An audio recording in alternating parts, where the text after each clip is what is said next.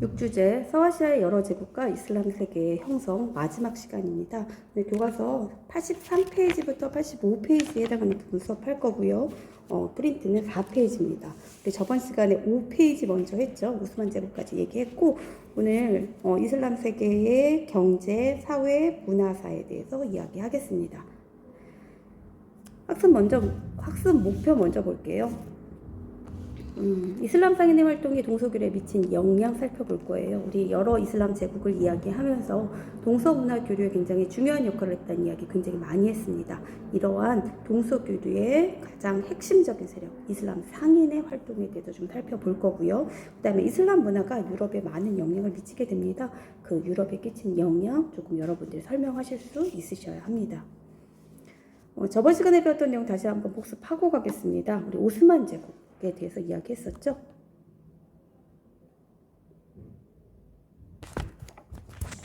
(1299년) 아나톨리아 지역에서 건국되었다고 이야기했었고요. 세력을 이 중앙아시아와 서아시아 지역에 강대한 몽골 세력이 자리 잡고 있었기 때문에 어디 지역으로? 발칸 지역으로 세력을 펼쳐나갔다 이야기했습니다. 그리고 14세기 때 벌써 슐탄이라는 이슬람 세계의 정치적 지배자를 칭하는 슐탄이라는 칭호를 사용하고 있었다고 이야기했죠. 메메트 2세, 셀림 1세, 그리고 슐레이만 1세 이 각 슐탄들의 업적에 대해서 여러분들이 구분해서 기억하라고 수업 시간에 얘기했던 것 같아. 메메트 2세 때 비잔티움 제국을 정복합니다. 그리고 비잔티움 제국의 수도였던 콘스탄티노플 폴리스를 정복하고 수도를 옮깁니다. 그리고 이름을 이스탄불로 바꿔버렸지. 그치? 지금 메메트 2세 때 지금 차지했던 지역이고요.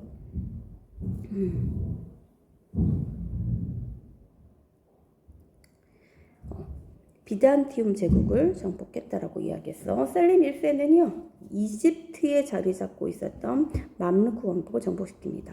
맘루크 왕국을 정복시키는데 맘루크 왕조가 이미 어느 지역을 성지였던 메카와 메디나를 보호하고 있었기 때문에 우리 셀림 1세 때 우스만 제국이 메카와 메디나의 보호권을 장악했다는 이야기도 했었고요. 그 다음에 전성기는 우리 슐레이만 1세라고 이야기했어. 거의 많은 영토를 차지했던 지금 끝에 있는 연두색까지 포함되는 이 넓은 영토를 차지했던 게 슐레이만 1세 때거든요. 슐레이만 1세 때는 유럽 지역으로 들어가서 헝가리를 정복했고 그 다음에 합스부르크 왕조 그러니까 기독교 제국의 가장 중심 핵심 세력이었던 오스트리아 빈까지 포위해서 공격하는 일도 있습니다. 유럽 연합함대의 싸움에서 승리하게 되고 그래서 이제 지중해 해상권을 완전히 장악해서 동서문화에서 동서교류에서 굉장히 중요한 역할을 했던 시기가 슐레이만 1세라고 얘기할 수 있을 거야. 18세기가 되면요 본격적으로 자유주의 민족주의 운동이 나타난다고 이야기했고요. 민족주의 운동의 일환으로 그리스가 제일 먼저 독립하게 되지. 그리고 하나 두 개씩 세력이 떨어져 나가면서 헝가리를 상실하게 되고요. 러시아가 본격적으로 남하하기 시작합니다. 그리고 1차 세계대전 때 우리 동맹국의 줄을 잘못 서면서 사실상 1차 세계대전이 끝나고 나서 유럽 지역에 있는 이 모든 지역을 다 빼앗기게 돼 상실하게 되지. 그럼 세력이 굉장히 약화되고 이제 터키 공화국으로 성립된다는 이야기까지 저번 시간에 얘기했던 것 같아. 각각 어느 시기에 어느 술탄 때 어떠한 일들이 있었는지 구분해서 기억하시기 바랍니다. 그리고 오스만 제국에서 중요한 몇 개의 제도. 600년의 통일 왕국입니다. 굉장히 다양한 민족과 다양한 종교를 그대로 갖고 있는 채 우리 오스만 제국 안에서 600년의 시기를 보냅니다. 그만큼 독특한 제도들이 있다고 생각하시면 될 것 같은데 그 제도 중에 가장 중요한 게 티마르 제도와 그 다음에 예니체리 제도라고 얘기할 수 있습니다. 오스만 제국이 끊임없이 세력을 확장할 수 있었던데 엄청난 군사력이 필요했던 거고 이 군사력의 기반이 이 티마르 제도와 그 다음에 대부 시르메 제도가 기반이 되거든요. 티마르 제도는 군사적 봉건제라고 얘기할 수 있습니다. 우리 기병에게 징세권을 주고 그리고 그의 대가로 군대 전쟁에 참여하게 하는 제도, 우리 티마르 제도라고 얘기했고요. 그 다음에 대부 시르메 제도는 발칸반도의 크리스토교 청소년을 징발해서 걔네들을 훈련시켜서 어디로 보내? 예니체리 군단으로 보내게 되죠. 오스만 제국에 팽창할 수 있었던 기반이 되었다라고 이야기했습니다. 두 개 제도 잘 기억하시고요. 특히 시험 문제 잘 나오는 건 밀레트 제도입니다. 우리 교과서에 나와 있던 거 89페이지 2번 문제 풀면서 숙제로도 했었던 부분이죠. 그쵸? 밀레트 제도는 오스만 제국이 각 종교와 그 다음에 그들의 문화를 어떻게 인정하고 비이슬람교들을 종교와 종파와 그 밖에 민족과 언어와 그 밖에 등등으로 묶어서 장악한 제도를 밀레트 제도라고 이야기했습니다.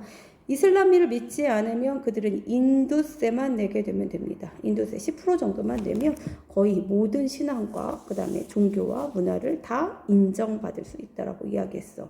그리고 그 밀레트마다 자치를 허용했고요. 그 다음에 밀레트의 지도자는 그 대신 지지아를 걷고 그 다음에 그 지역의 치안을 유지하는 등 여러 가지 역할들을 맡게 된다라고 이야기했었죠. 그렇죠? 이런 밀레트 제도 때문에 그 다양한 민족과 다양한 종교를 가진 그 나라 오스만 제국이 600년 동안 번영할 수 있었던 이유라고도 이야기했습니다.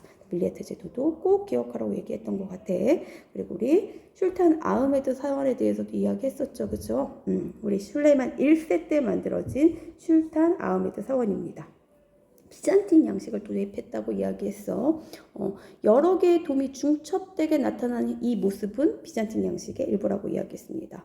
우리 미으렛이 6개가 있는 게 특징이라고 이야기했고요. 이 미으렛은 예배 시간을 알려주는 역할을 하게 되지 왕의 권위의 상징이라고도 이야기했던 것 같아.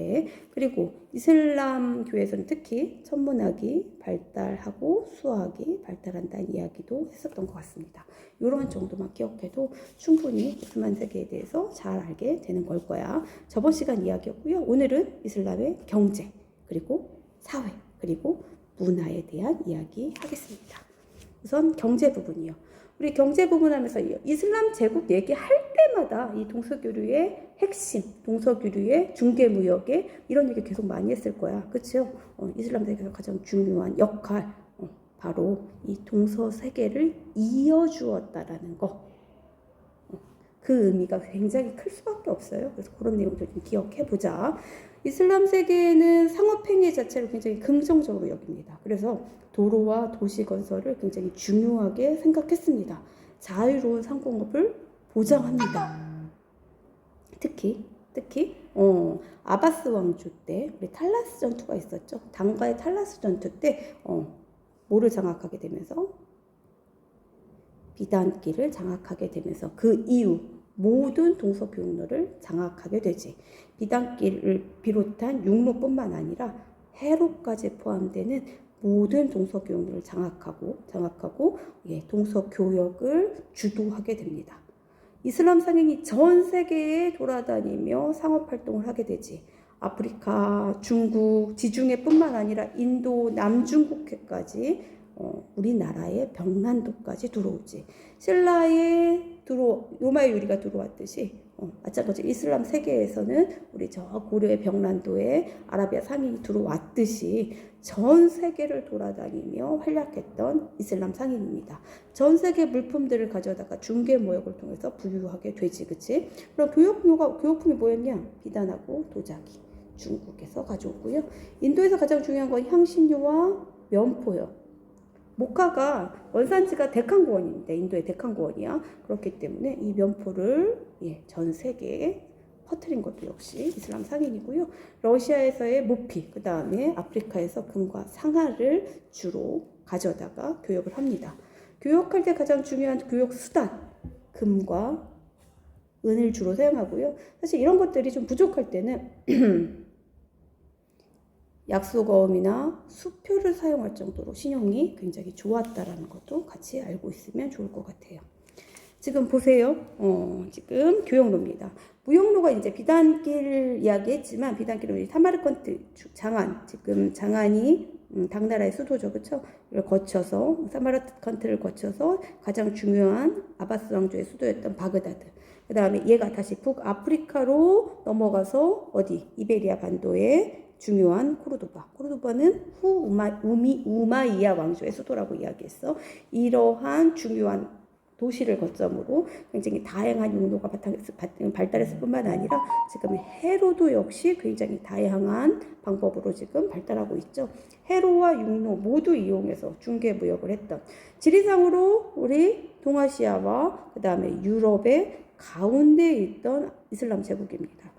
위치상으로도 이런 중개무역하기 굉장히 좋은 위치에 있고 상업을 굉장히 중요하게 생각했기 때문에 이 이슬람 상인들이 전 세계에 돌아다니며 활동할 수 있었고 중개무역으로 크게 부유해질 수 있었다라는 이야기 잘 기억했으면 좋겠습니다. 이슬람 세계 때 지도예요.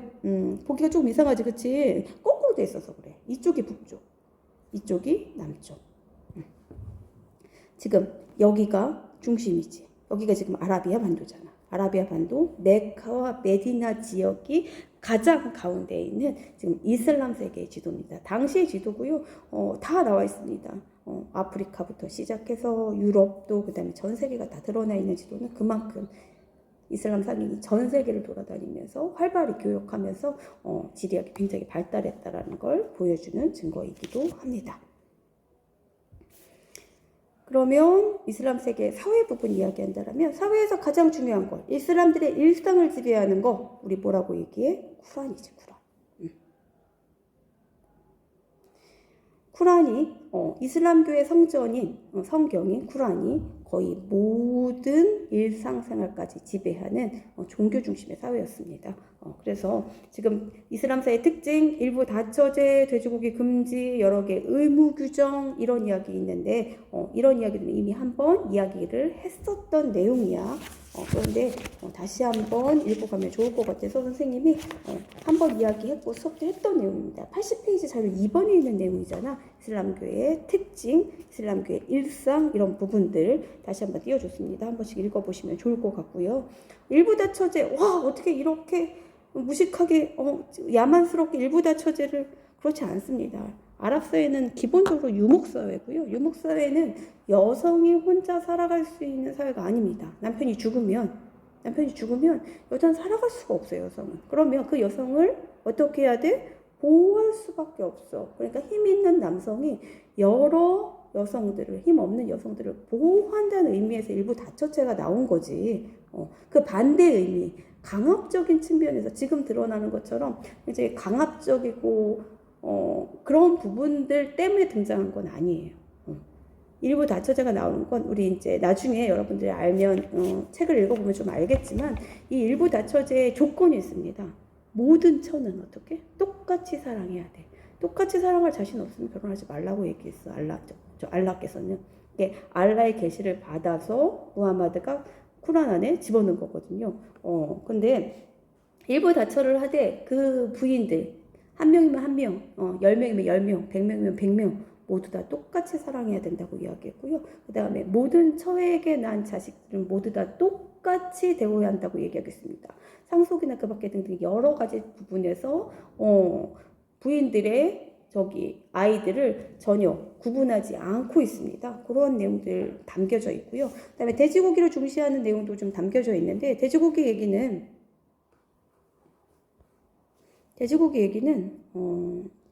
돼지가 여러분들 알다시피 물을 많이 먹는 동물이에요. 돼지를 키우려면 사람이 먹어야 될 물이 없어. 아라비아는 사막 지역이잖아요. 그러니까 이 돼지고기 금지 역시 이런 아랍인의 사막 생활에서 유래된 사람을 더 중요시하는 그러한 측면에서 나온 내용이에요. 그러니까 이 쿠란은 사람을 그리고 특히 키사를 굉장히 나누고 베풀고 이런 걸 굉장히 중요시 여기는 종교예요. 그래서 함께 살아가는 걸 굉장히 중요했기 때문에 모두 다 평등하잖아. 그러니까 이렇게 함께 살아가는 걸 중요했기 때문에 그거에 관련된 조항들이 되게 많이 있다라는 것도 여러분들이 알고 계시면 좋을 것 같아요. 그다음에 신앞에 평등하다 이야기했고요. 우리 우마이야 왕조 때까지만 해도 아랍인을 조금 우대하는 모습이 보였는데 우마이야 왕조가 사라지고 나서 아바스 왕조 때부터는 비아랍인의 활약이 본격화된다 이야기했고요. 특히 아바스 왕조가 누구의 도움을 받으면서 셀주크 티르크의 도움을 받으면서 그 이어서 오스만 제국이 크게 성장하면서 사실상 이슬람 세계의 중심에 거의 한 700년 동안 한 700~800년 동안 누가 중심으로 떠올라? 이런 비아랍인인 티르크 세력이 떠올라 있었죠. 그렇죠? 그뿐만 아니라 이집트 사람들도 마찬가지고 이렇게 아바스 왕조 때부터 비아랍인들도 꽤 많이 활약했다는 것도 같이 알고 계시면 좋을 것 같습니다. 이슬람 문화는 굉장히 다채로운 문화의 용광로라고 얘기할 수 있어요.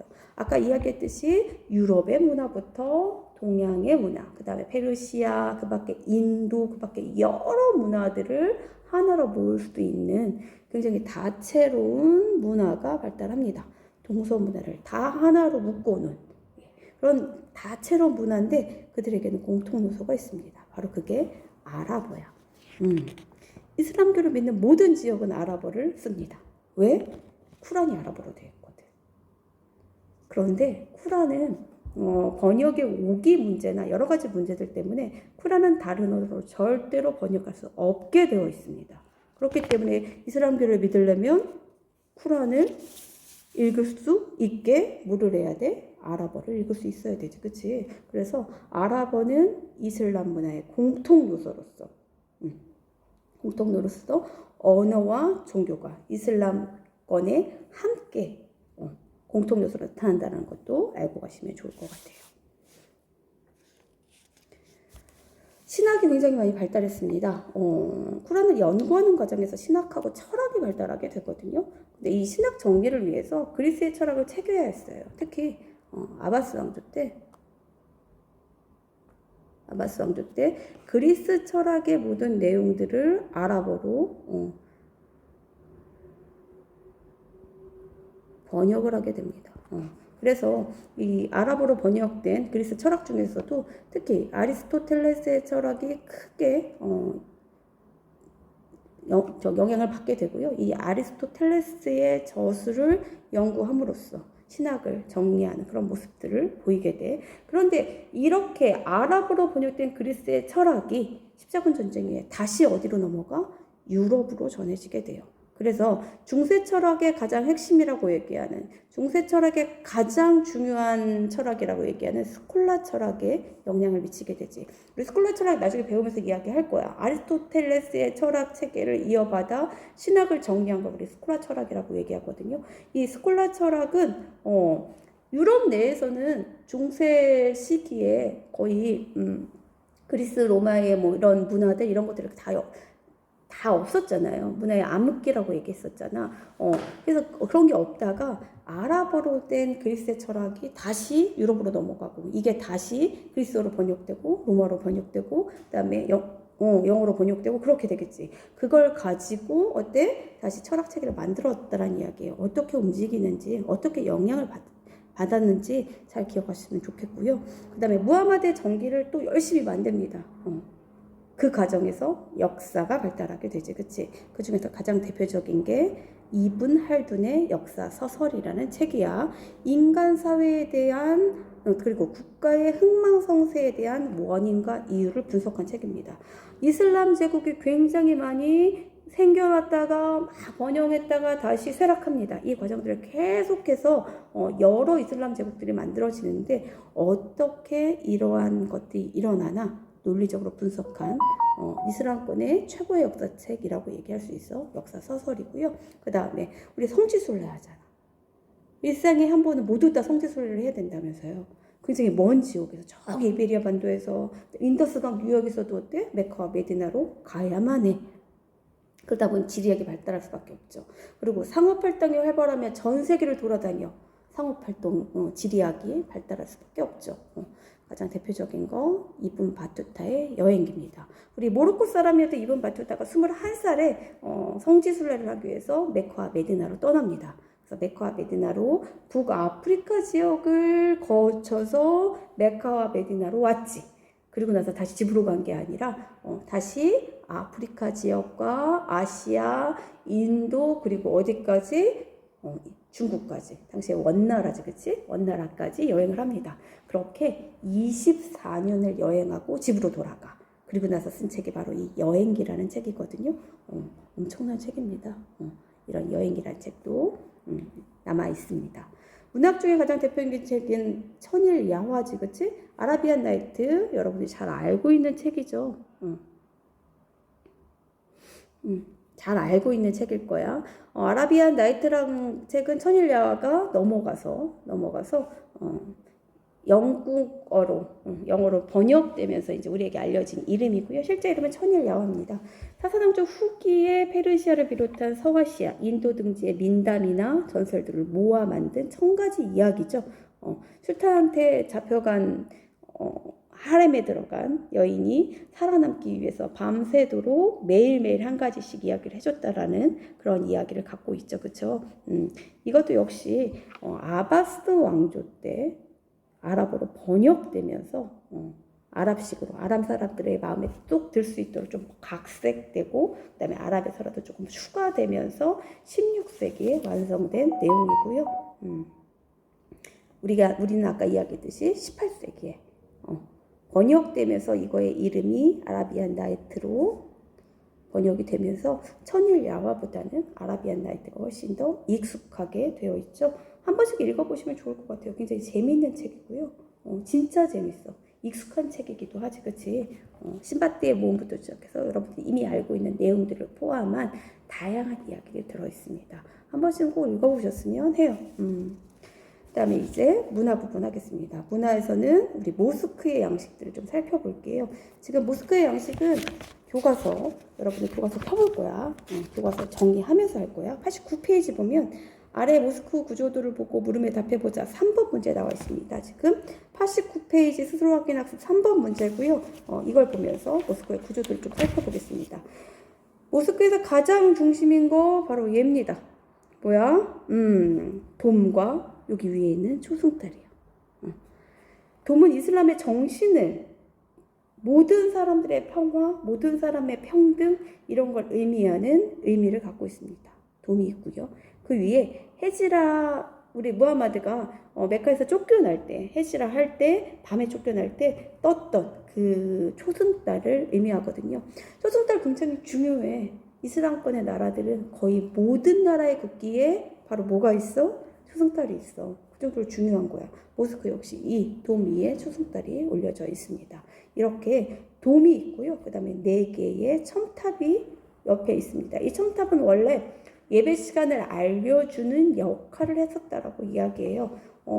시간이 없으니까 항상 하루에 6번 예배를 봐야 되거든요. 그 시간을 알려주기 위해서 이 첨탑 위에서 소리를 질렀다라고 이야기해요.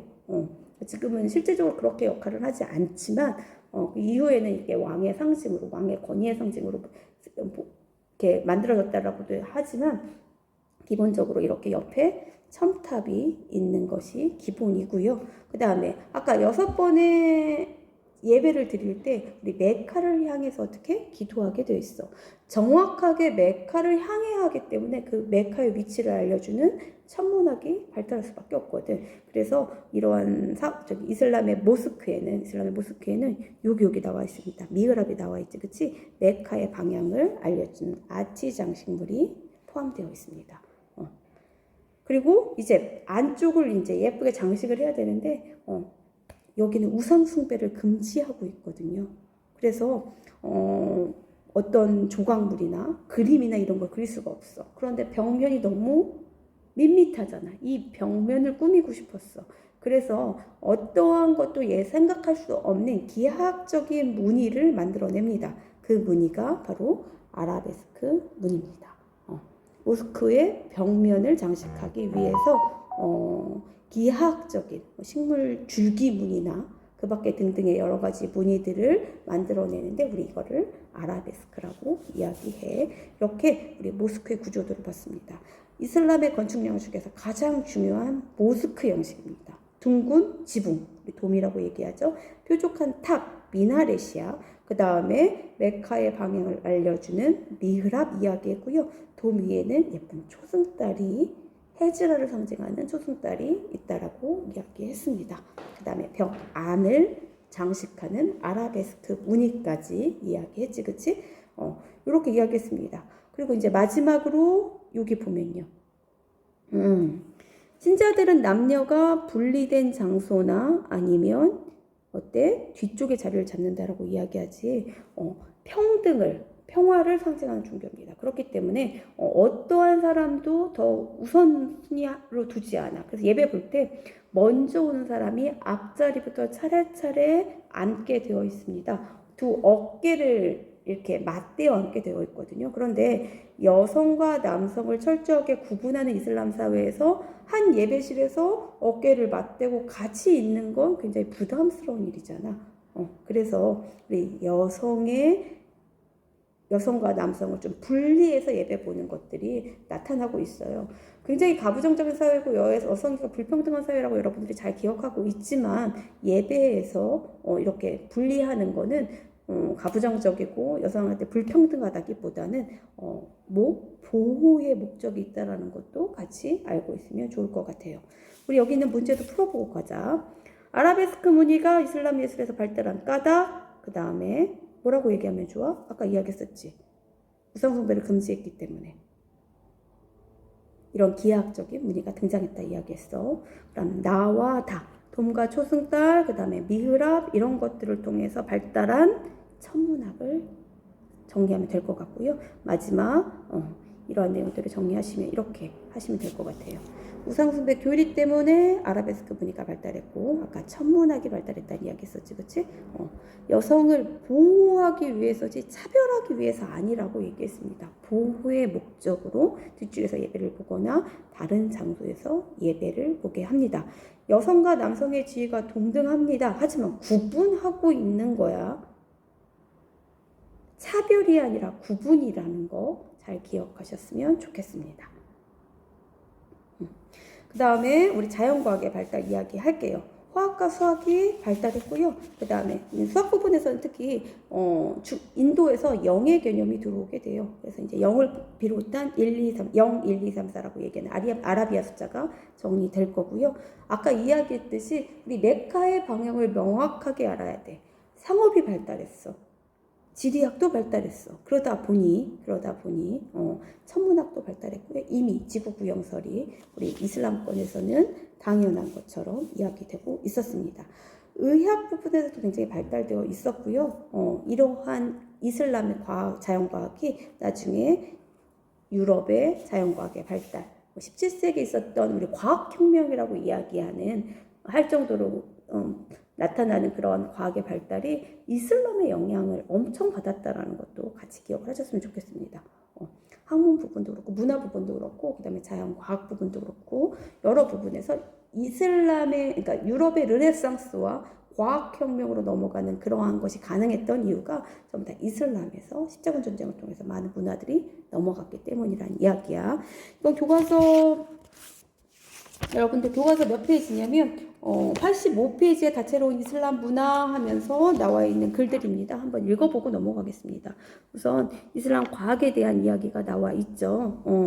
아바스 시대에 철학뿐만 아니라 자연과학도 아랍어로 번역되면서 본격적으로 발달했다는 이야기 했었고요. 특히 천문학.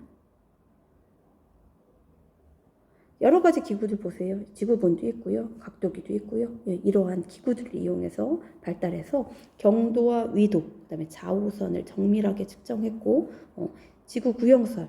우리 갈릴레이가 지구가 둥글어 라고 말했다는 거 굉장히 여러 차례 이야기되면서 외웠었죠. 이러한 지구 구형설은 이미 어디 지역에 이 이슬람 세계에서는 당연한 것처럼 이야기되고 있었다고 얘기했습니다. 그 다음에 이 이슬람 세계에서는 연금술이 발달하게 되거든요. 여러 가지 금속들을 녹이고 실험을 통해서 어떻게 금을 만드는 그런 연금술이 굉장히 널리 퍼져 있었는데 이런 과정에서 끓이고 합하고 섞고 이런 과정에서 증류, 용해, 승화, 여과 같은 화학적인 작용들을 알게 돼요. 그래서 알코올이라든지 알칼리라든지 알고리즘이라든지 아랍어에서 생각보다 화학적 요소에 관련된 용어들이 아랍어에서 시작된 것이 굉장히 많습니다.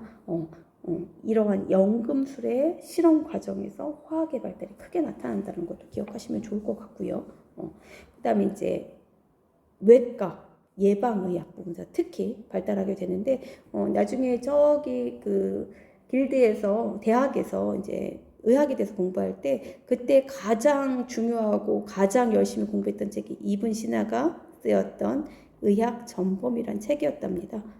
유럽 각 대학에서 의학의 교재로 사용했던 책이고요. 특히 이제 얘네들은 외과 의학에서 굉장히 중요한 역할들을 했고, 지금 옆에 보면 외과 수술을 하기 위한 여러 가지 도구와 그다음에 지금 그림에서는 지금 밑에 잘려 있긴 한데 외과에 수술하고 그다음에 진료하고 외과 진료하고 이런 모습들이 좀 그려져 있는데, 이런 것도 어디에서, 그러니까 뭐 의사 수술하고 뭐 하고 이런 거 다 서양 의술이라고 생각하지만 이것도 전부 다 이슬람에서 서양으로 넘어간 거라는 거, 그런 부분들을 좀 잘 기억하셨으면 좋겠습니다.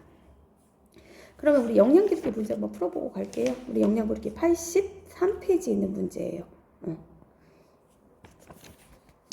81페이지에 있는 문제부터 하겠습니다.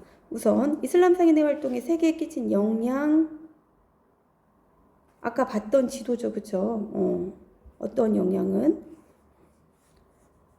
동서교류가 증가하고, 그쵸? 중개무역이 활발해지고, 이런 내용들 정리하시면 될 것 같아요. 어렵지는 않으니까 간단하게 정리하시면 될 것 같고요. 그 다음에 자료 2번 보겠습니다. 쿠란의 계율에 따라 이슬람 문화권에 나타나는 일상생활의 모습을 알아보자 라고 얘기했지. 이 문제는 어디에 있는 문제냐면요, 84페이지에 있는 문제입니다. 84페이지에 있는 문제야. 아까 얘기했던 일부 다처, 돼지고기 금기, 그 다음에 가난한 사람을 구제하는 자선활동, 그 밖에 등등 여러 가지 의무, 예배, 그 다음에 성지순례, 이러한 내용들 함께 적어보시면 될 것 같고요. 그 다음에 이것도 역시 84페이지에 있는 문제입니다. 아랍어가 이슬람의 공용화된 까달, 아까 이야기했었죠, 그쵸? 번역을 금지했기 때문에. 쿠란은 번역할 수 없었기 때문에 기본적으로 이슬람교는 모두 다 아랍어를 믿을 수밖에 없다는 이야기 했습니다. 그 다음에 이슬람 문화가 유럽에 끼친 영향, 기억하라고 이야기했었죠? 우리 제일 먼저 학습 목표에서도 이야기했었어. 우선 자연과학이 근대 과학 성립에 17세기 과학혁명에 큰 영향을 미쳤다고 이야기했고요. 이런 것도 소개했고요. 또 기억한다라면 이거 말고 선생님이 하나 더 쓴다고 이야기하면, 아까 이야기했었지? 그리스 철학이 어디 아랍어로 번역됐고, 이게 다시 언제 십자군 전쟁 이후 다시 들어가서 뭐를 형성하는데, 스콜라 철학을 형성하는데 영향을 미쳤다라는 것까지 정리를 하시면 더 좋을 것 같아요. 지금 답을 책에 나와 있는 답을 썼는데 이 내용도 같이 포함되면 더 좋을 것 같지, 그치? 그 다음에 유럽에 전파된 이슬람 문화를 정리해보자.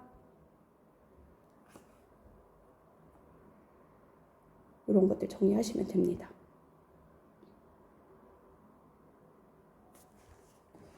이거는 교과서 84페이지에 있는 내용이야. 근대 과학에 기여한 구체적인 사례, 근대 과학과 철학에 특히 많이 미쳤는데 이런 것들도 정리하시면 될 것 같고요. 다시 한번 정리하겠습니다. 내용들이 조금 분산되어 있고 여기 것도 조금 많지만 그래도 여러분들이 잘 외워서 시험 문제 다 나올 수 있는 중요한 것들이에요. 그러니까 잘 외우셔야 합니다. 이런 부분들은. 이렇게 해서 오늘 수업 마치겠습니다.